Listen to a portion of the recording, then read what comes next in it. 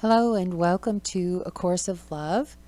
We are on chapter 3 of the first treatise, and what a challenging chapter this is. It's called The Call to the Miracle, and he really puts us on the spot here and then surprises us. So let's get on this ride. He tells us that your first opportunities to apply the art of thought are remembering your experiences here, to re-experience them through seeing the truth, not illusion. So he is literally talking about when it comes to mind, a story about your past, something that you have experienced here, to re-experience it in a new way. And this is the beginning of practicing the art of thought. And we're going to get into how to do that, so let's just move on. Verse 3, the ego mind sees nothing for what it is. The ego mind sees not anything but what it wants as gifts, and even these it sees not as gifts, but as rewards. So in the previous chapter, we were talking about the example of the sunset. So the ego mind, there might be gifts all around, but if the ego mind doesn't think that the sunset is a reward for something, it's not even going to acknowledge it. It's not going to see it.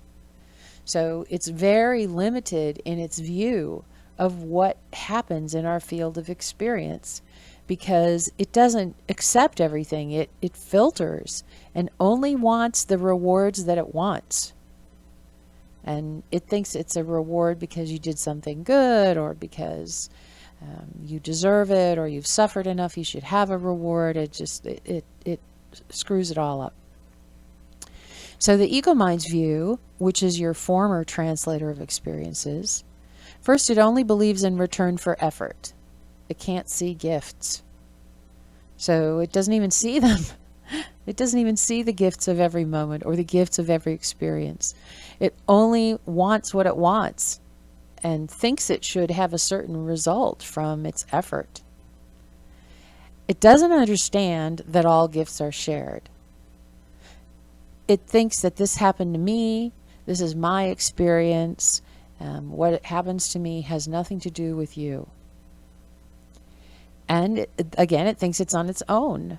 So it can't see the higher order of experiences because it really believes it's separated. So it has this really, really limited vision, this teeny tiny focus of what's going on. Verse 4 tells us, the experience of truth dispels illusion and thus the ego mind. The art of thought replaces the ego mind with the wholehearted, the heart and mind joined in unity. So let's look at this verse a little bit deeper.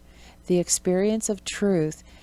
You know, we have heard people talk about the truth, especially in regards to spirituality, religion, philosophy. And what we have thought the truth meant was a belief system. This is the truth. This is the belief system that I've tied myself to. What we're talking about here is the actual truth of what your experience is. And through this work, it becomes vital for you to tell the truth about what's going on for you. What's in your field? What are the thoughts that are coming up? How are you responding or feeling according to what's happening now? And he's saying that experiencing that truth, absolutely telling the truth to yourself, that's what dispels illusion and the ego mind. We've had it backwards. We think that we need to frame our mind a certain way. We need to do affirmations and collect certain thoughts and not allow other thoughts, and that we need to set the whole thing up so that it functions better. And what he's saying is, no, the trick here is to actually tell the truth about whatever it is that's going on with you. That's the key. It's totally different than we thought it was. So the art of thought then replaces the ego mind with the wholehearted. And that's the heart and mind joined in unity. So what does that mean? That means that we look at everything in a new way but it has to come within the heart first. So the mind's really good at taking our experience and coming up with a translation. But in this process, the heart is involved. The heart responds to what actually happened. Verse 5 tells us, all your reasons for fear-based living have been discounted, one by one, and yet you dare not try to live without it. Why? Because of the thoughts of the ego mind. It has you convinced it is your survival that depends on it. And boy, we know the truth of that. We hear that this is the truth, and we still cling to the old way of thinking. And this is why, because we believe what the ego mind has told us, that if we don't pay attention, we won't survive. If I'm not afraid of what can happen to me, then if I'm not afraid of someone breaking into my house, they will. So I have to make all these precautions in order to protect myself. And that is how the ego mind perpetuates this world, is through that fear that if we don't allow and actually cultivate some level of fear, we won't survive this experience. And that's not true. How do we escape the pull of fear? By living truth. Okay, again, the word truth. The only way to live in truth is by having faith in what is. Okay, so what does this look like? I'm experiencing something that my mind tells me I don't want. Right? I'm experiencing suffering of some kind. And so my habit, when I'm coming from the ego mind, is to do something to distract myself from the suffering, deny the suffering, ignore the suffering, whatever I have to do in order to pull away from something that the ego mind doesn't want. The truth does the opposite. The truth turns towards it and says, okay, here is the truth of what I'm experiencing. This is what this feels like. This is what my head is doing. This is what my stomach is doing. This is what I'm experiencing. So when we do that, we have faith that whatever it is that's happening is going to be okay. We don't have to fix it. It's okay to have this experience. It's okay for these thoughts to be happening in my head. I don't have to run from them. It's okay for me to suffer. It's not hurting me. I can look at it. I can see. I can say, yep, that's pain. Yep, that's loneliness. Yep, that's confusion. There it is. And I'm fine. So instead of this process of running from what is, because it's uncomfortable, we turn and face it. So now he moves to the big challenge. Verse 7, I ask you now to request a miracle. He says the miracle is an act of faith. How much proof do you require? So he wants you to ask that. In order for me to believe this line of thought, in order for me to buy in, how much proof do I need? It's one thing to have a belief that this system is true.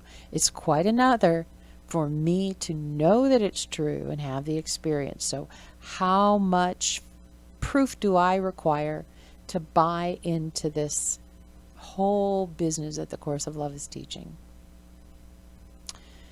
So he asks then, is fear present in your choosing when your mind is going, okay, what kind of miracle do I want to ask for?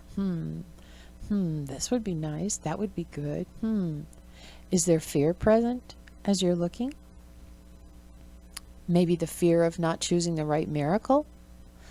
Like, oh man, I should have asked for this. Or I need to ask for the one that's really going to make a difference. Or fear of your own power. Like, what if I'm actually able to do this?